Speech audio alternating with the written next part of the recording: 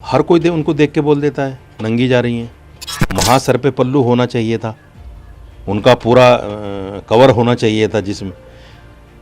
मुसलमानों को जलील करने के लिए, मुसलमानों को अपमानित करने के लिए, मुसलमानों को ये दिखाने के लिए, बेवकूफ़ो जाहिलो तुम्हारा वोट लेकर हम जो है, हम नहीं समझते तुम्हें कुछ भी। जो हिंदू धर्मगुरु खड़े होकर मुसलमानों को विधर्मी, मलेच, इनसे कारोबार ना करो, इनको दुकान किराए पर न दो, इनको मकान किराए पर न दो। मैं तो उसको मौलाना इसलिए नहीं मानता कि अगर वो मौलाना होता तो इस्लामिक मान्यताओं को सामने रखते हुए वो तुरंत टोकता और वो ये कहता कि अखिलेश यादव जी, मस्जिद दुनिया की बातें करने के लिए नहीं है।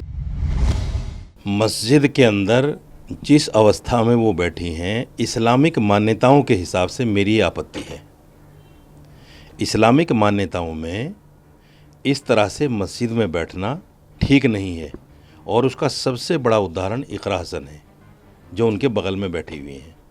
उनको उससे सीख ले लेनी चाहिए थी कि ये मुसलमान हैं, जिस तरह से ये बैठी है मैं भी कम से कम इस हालत में बैठ जाऊं, इस तरह से बैठ जाऊं। आप अकेले मौलाना हैं, वहाँ भी तो एक मौलाना है जो अब सांसद भी हैं। वो अब मौलाना थोड़े रह गया, वो तो सांसद हो गया। आप ही ने तो कहा सांसद हो गया वो। दूसरे ये है कि वो तो अनऑथराइज बैठा हुआ है। तीसरे ये है कि वो समाजवादी का सांसद है। आपने देखा नहीं उस फोटो में, आप देखिए, मैं दिखाता हूँ आपको। उस फोटो में कैसे गुलामों की तरह हाथ जोड़े हुए बैठा है। ये देखिए किस तरह से, किस अवस्था में बैठा हुआ है, बिल्कुल ऐसे जैसे अपने आका के सामने बैठते हैं। तो इसकी हिम्मत हो सकती है, समाजवादी पार्टी का ये सांसद है, इसकी हिम्मत हो सकती है अपनी सुप्रीमो की वाइफ से ये कहने की कि आप गलत अवस्था में बैठे हो। मस्जिद की मर्यादा, सबसे बड़ा मुजरिम तो यही है, सबसे बड़ा मुजरिम।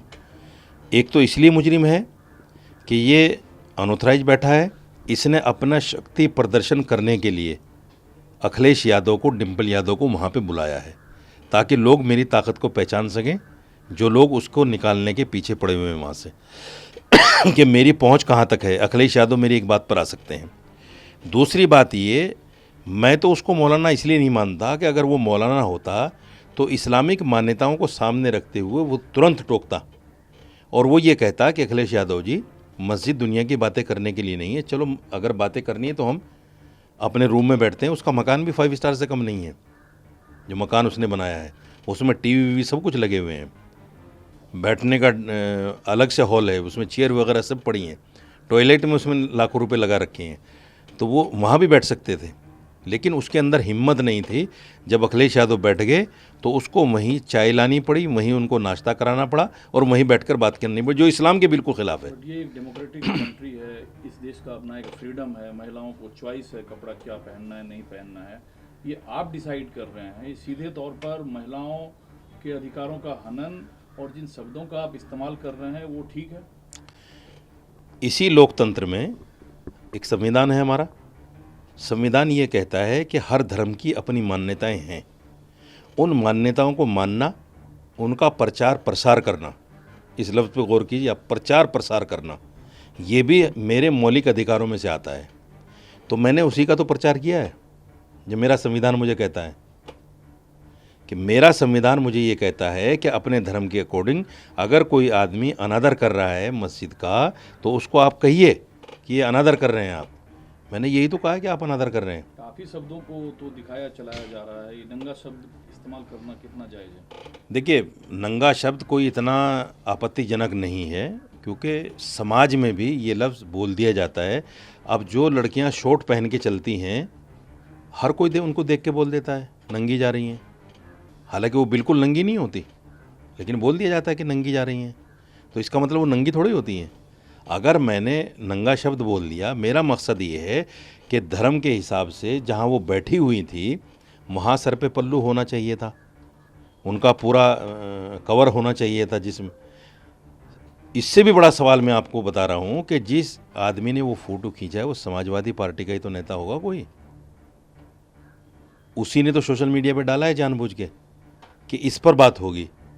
किसको भड़काने के लिए, किसको अपमानित करने के लिए? मुसलमानों को जलील करने के लिए, मुसलमानों को अपमानित करने के लिए और मुसलमानों को ये दिखाने के लिए, बेवकूफ़ो जाहिलो तुम्हारा वोट लेकर हम जो है पार्लियामेंट पहुंचते हैं, हम एमपी बनते हैं, हमारे 35-36 एमपी आते हैं, हम नहीं समझते तुम्हें कुछ भी। देखो तुम्हारा एमपी भी हाथ जोड़े बैठा है और हम तुम्हारी मस्जिद में बैठकर सियासी मीटिंग कर रहे हैं, जो करना हो कर लो। ये जानबूझकर तो मुसलमानों को जलील करने के लिए ऐसा किया गया है। पूरा समाज गुस्से में है। कुछ लोग कह देते हैं, कुछ लोग कह नहीं सकते, घूट पी जाते हैं। अब देखिए, मैंने बोला तो मेरे खिलाफ एफआईआर हो गई।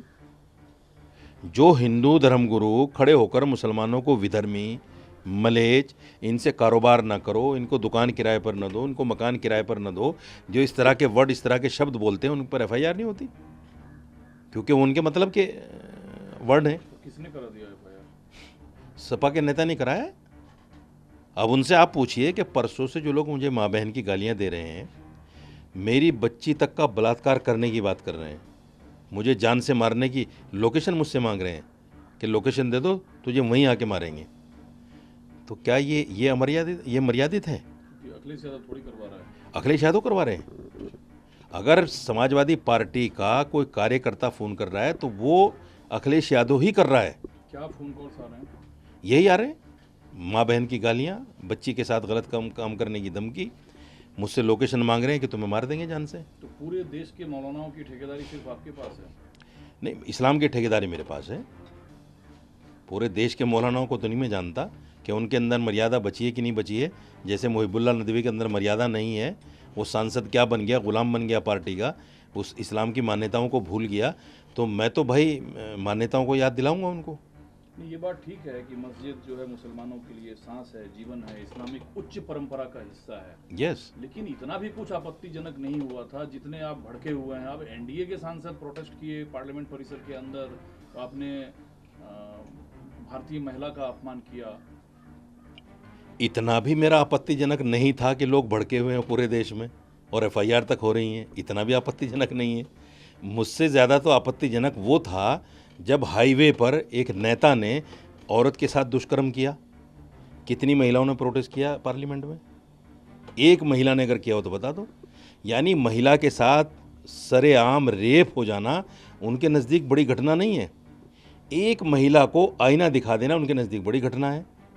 तो ये बात इस बात को दर्शाती है कि राजनीति हो रही है, मेरा नाम लेके हो रही है, मुझे फंसाने के लिए हो रही है।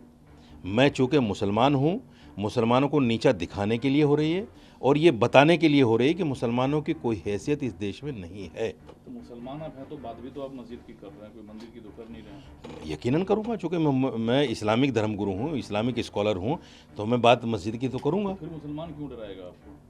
मुसलमान नहीं डरा रहे हैं मुझे, वो लोग डरा रहे हैं जो गालियाँ दे रहे हैं, वो लोग डरा रहे हैं जो पार्लियामेंट में मेरे खिलाफ प्रदर्शन कर रहे हैं। आप जब कह रहे हैं कि इस पे राजनीति हो रहा है, आपने एक सामान्य महिला के तौर पर डिंपल यादव को लेके बात कही, या उसमें आपने हिंदू मुस्लिम दृष्टिकोण ढूंढा, या अब उसमें हिंदू मुस्लिम दृष्टिकोण ढूंढा जा रहा है?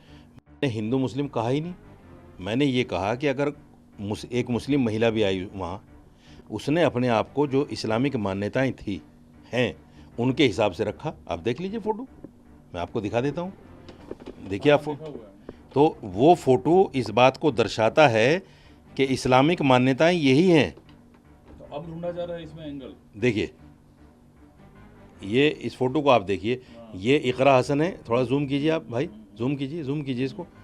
ये इकरा हसन है जिसका कान नाक कुछ भी नहीं दिख रहा है, और ये इधर डिंपल यादव हैं। सवाल ये है कि ये फ़ोटो जिसने खींच के भेजा है, आपत्तिजनक फ़ोटो, उस पर एफआईआर करेंगे क्या अखिलेश यादव? कान नाक तो पुरुष के भी दिख रहे हैं, नहीं, महिला का क्यों नहीं दिखे? मैं ये नहीं कह रहा हूँ कि कान नाक ढकना चाहिए, मैं ये कह रहा हूँ कि वो पर्दे के साथ बैठे हैं पूरे, जो इस्लामिक मान्यता है, और ये हमारे यहाँ बेपर्दगी कहलाती है, जो इस्लामिक मान्यताओं के ख़िलाफ़ है। जिस आदमी ने ये फ़ोटो खींचकर सोशल मीडिया पे डाला है, क्या अखिलेश यादव, ये समाजवादी पार्टी के नेता, उस पर केस करेंगे कि भाई तूने सोशल मीडिया पे कैसे डाल दिया इस हालत का फ़ोटो? तो अंदर क्या तस्वीर लेना अलाउ नहीं होता है? तस्वीर लेना वैसे भी अलाउ नहीं है मस्जिद में। अच्छा, ये तो बड़ा भारी जुर्म है। तो अब आप क्या करेंगे? आपके पास क्या विकल्प है? धमकियां जो मेरे पास विकल्प ये है, मैं भी पुलिस के पास जाऊंगा, मैं भी वो फ़ोन नंबर्स दूंगा पुलिस को जिन फ़ोन नंबरों से मुझे धमकियां मिल रही हैं। तो किसके खिलाफ एफआईआर करेंगे? अखिलेश यादव के खिलाफ करूंगा, डिंपल यादव के खिलाफ करूंगा, चूँकि कार्यकर्ता तो उन्हीं के हैं ना। तो अब इसमें क्या ढूंढा जा रहा है? धार्मिक एंगल आपको लगता है? नहीं, धार्मिक एंगल नहीं, मैं चूँकि मुसलमान हूँ, मेरे खिलाफ प्रोटेस्ट हो रहा है। एक हिंदू अगर सड़क पर सरेआम महिला का रेप कर दे तो उस पर पार्लियामेंट में प्रोटेस्ट नहीं होता। ये कौन सा तर्क ये है? बड़ा सवाल है, ये कौन सा तर्क है? बहुत बड़ा सवाल है ये। आप बताइए मुझे, एक हिंदू आदमी अगर महिला का रेप कर दे रोड पर, तो उस पर कोई भी महिला, क्या किसी महिला की मर्यादा को ठेस नहीं पहुंची उस वक्त? कोई प्रोटेस्ट हुआ? नहीं हुआ। आज अगर साजिद रशीदी ने, चूंकि मैं मुसलमान हूं, मैंने एक हिंदू महिला के खिलाफ, अगर यहाँ भी मुस्लिम महिला होती शायद ये खबर भी ना बनती, हिंदू महिला के खिलाफ मैंने बोल दिया और एक सांसद, पर बोला था आपने? ना बिल्कुल नहीं बोला।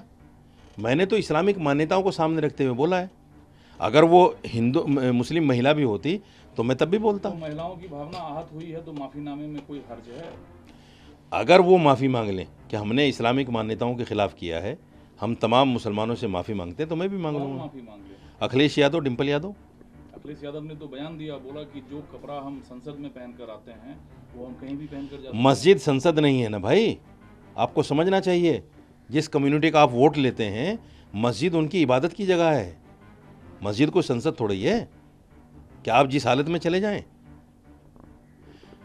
इवन देखिए, पार्लियामेंट में भी वो लड़कियां जो मेंबर पार्लियामेंट बन जाती हैं और वो फिल्मों में अधनंगी होकर अभिनय करती हैं, वो भी पार्लियामेंट में जब आती हैं तो पार्लियामेंट की मर्यादा का ख्याल रखती हैं कि नहीं रखती हैं? वो कपड़े लेकर तो नहीं आती।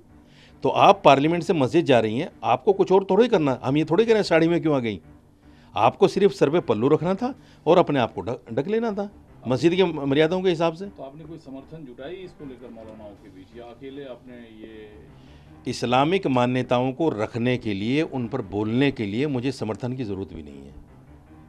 जिसको लगता है कि मैंने सही बोला है वो मेरे फेवर में आएगा, और बहुत सारे लोग